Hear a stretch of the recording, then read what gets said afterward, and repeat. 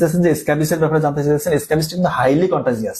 Scabies এখন সারা বাংলাদেশে একদম ছেয়ে গেছে বলতে পারবো। তো স্ক্যাবিসে আপনাকে একটু দেখা যাবে সতর্ক থাকতে হবে।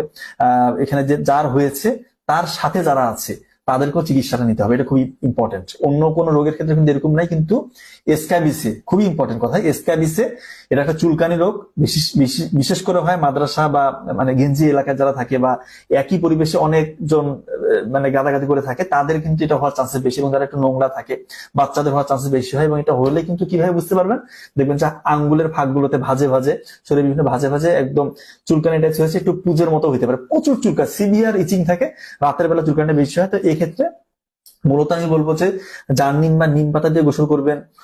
যত রকমের কাপড় চোপড় আছে আপনার পরিধান করা কাপড় থেকে শুরু করে বিছানার চাদর, বালিশের ওয়ার সবকিছু গরম পানি দিয়ে ধুয়ে নিতে হবে। এবং যে আপনি ডক্টরকে দেখাচ্ছেন তার যে প্রেসক্রিপশনটা, ওইখানে অবশ্যই একটা লোশন থাকবে।